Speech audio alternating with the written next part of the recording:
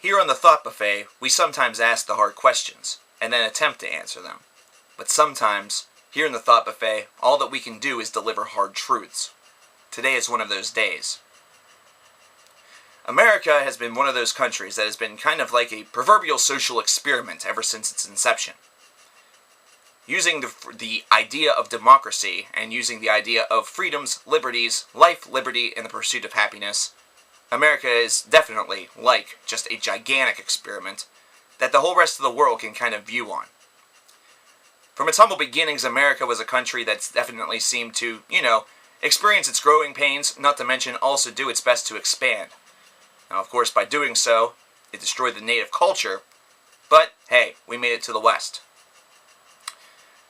For anybody who's not an American, you guys almost have a perfect view at this experiment, and can see basically how America has gone terribly wrong.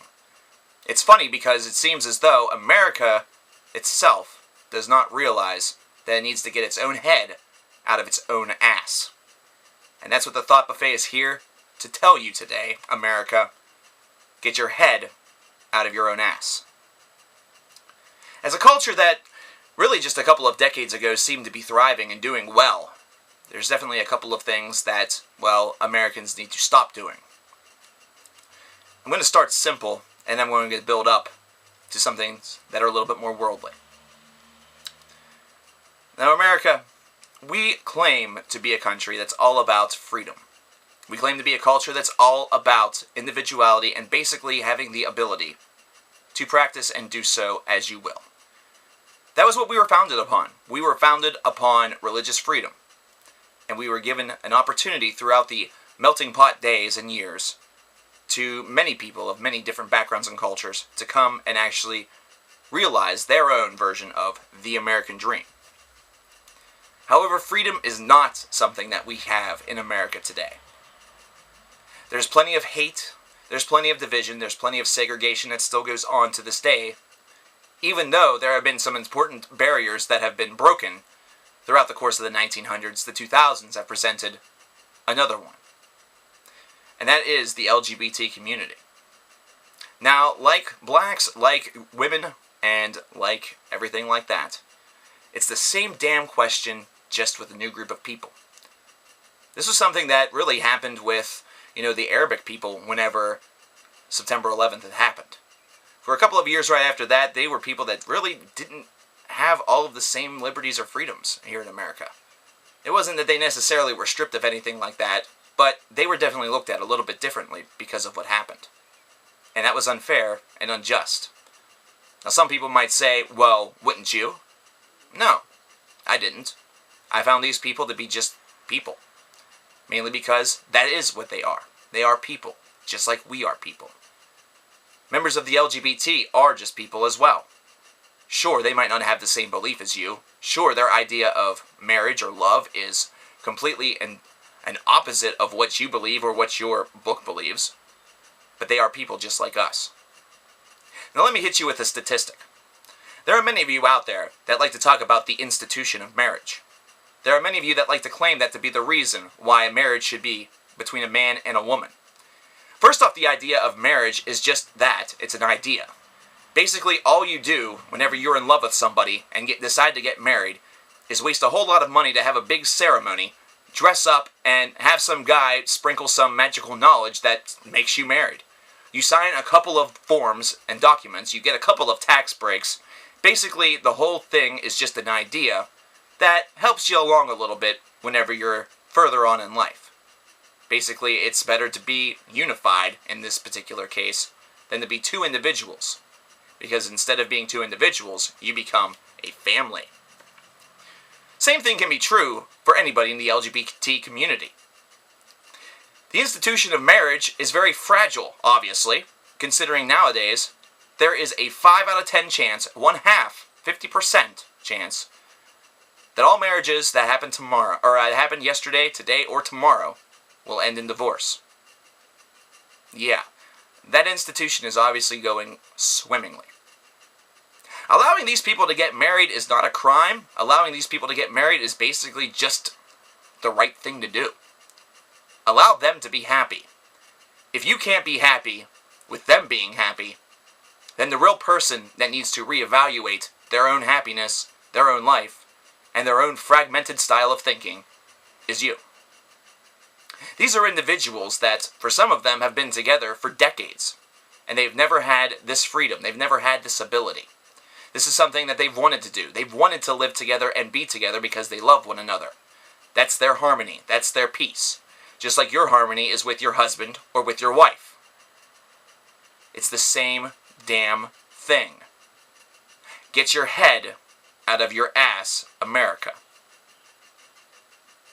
Now let's talk about something that's a little bit more, well, a little larger. Blaming the politicians that we've put in office for things that are happening today that actually started a number of years ago. Now, of course, we all know everything that has happened within the past month or so. We all know that the government is secretly spying in on some of our conversations. They are looking at some of the different things that we're doing, and now that we have the World Wide Web, it's something that happens all too often.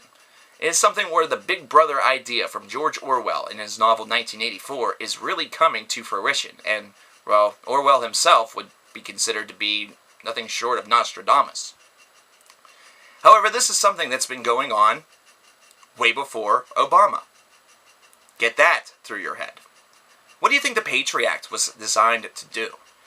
The Patriot Act was designed ideally to make sure that plots of terror on American soil were not something that were able to be hatched and made to realize the light of day. But by doing so, that involved spying in on conversations and basically stripping individual rights. Now, let's remember what happened whenever the Patriot Act was signed. Actually, no, let's not remember what happened. Let's remember who was in office. If the answer was not Barack Obama, you're correct. You can't blame a man for something that was already in effect prior to him even taking the presidency. Now sure, you could make the argument that he didn't repeal it, he allowed it to continue to go on, and that would be a fair argument. However, whenever he did take the presidency, there was still a war going on. Speaking of that war, a war on terror. Now, domestically, having wars on crime or war on drugs or things like that, it's basically just a fancy way to say that we're going to be cracking down on these different things. With a war on crime, that basically just means that you're upping law enforcement. And with a war on drugs, it basically just means that that law enforcement is now going to try to make sure that they monitor the streets to make sure that drug deals aren't happening on them. Raid basically any sort of crack house or anything that seems to be, a part of illegal activity, especially trafficking. And the war on AIDS was basically just try to find a cure for a disease that was crippling millions. But a war on terror, that was a little bit irrational. You can't declare war on an idea and then involve the military in a full-scale assault. The war on terror basically gave them justification to do everything that they did. It gave them the justification to bomb and invade Afghanistan and go after Osama bin Laden, and then leave and decide to go to Iraq without finding bin Laden, which we thought was the original idea in the first place. Instead, attention was deviated to Saddam. Saddam was captured, Saddam was killed, and nobody could find bin Laden. Meanwhile, terror still happened throughout the course of the world. There were still things that happened domestically, and yeah, bin Laden was nowhere to be found. Not until just a couple of years ago. This was an irrational idea. This is something that should have been known as the war in Afghanistan. We declare war on Afghanistan. We declare war on Iraq. This is one of those areas where a lot of the intelligence was, well, not that intelligent. Either that or it was, and it wasn't exactly examined through a fine-tooth comb as it should have been. Now let's get to something that's even bigger and the biggest of them all. America is not the police station of the world. Get your head out of your ass. We do not need to help everybody. We do not need to assist everybody. There are plenty of countries out there that whenever this whole thing happened on September 11th did help us. There was a whole union that really had gotten together, and that's what the United Nations really is all about. That way there can be a united front in an effort to try to preserve peace in areas where peace has not exactly been a very easy thing to obtain. However, there were countries that decided to sit this one out, and we were very harsh on them. Not everybody is going to share that American value that we need to basically be the police state of the world. Every country that gets into trouble, we decide that we're going to send aid, we're going to send help, we're going to do this, we're going to do that. Iraq, ironically enough, we had aided in the latter part of the 1970s to the first part of the 1980s. We had given them weapons that could have been classified as weapons of mass destruction, in use in their war against Iran. Now, of course, we never found any weapons of mass destruction in the 2000s, so that means that either A, they had been used, or B, we really hadn't given them anything all that powerful in the first place. Iraq turned into an enemy just 10 years later in Desert Storm, so essentially we aided in what we thought would be an ally that turned into an enemy, that turned into basically one of the axis of evil. We helped the axis of evil before it was declared the axis of evil. What would have happened if we just not had been involved, if we had just taken a step back? What would have happened if we would have just maybe, thought to ourselves, let's take the World War II approach? Well, maybe that's the reason why we don't. Maybe World War II spooked us. In World War II, for those of you who don't remember or have never taken a history class, America for the large part stayed out of the war. They did their best to kind of watch this from afar and try not to be involved. And then, of course, Pearl Harbor happened. What did Pearl Harbor lead to? Hiroshima and Nagasaki. So yes, that escalated quickly. So obviously after that, and after the formation of the United Nations, it became apparent that America had to help out everybody. This doesn't need to happen. America, get your head out of your ass. There are plenty of problems domestically for us to worry about. We don't have to worry about everybody else's problems. Please, hear this cry. Get your head out of your ass. All of the freedoms that you believe that you are entitled to, others are as well. Christians, atheists are allowed to not believe. That is a freedom. Homophobes, gays should be allowed to be married. That is a freedom that they should have.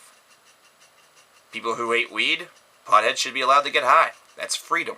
It's all freedom. But freedom itself, basically, if it is extended to everybody, descends us all into anarchy. So I understand that there do have to be some restrictions.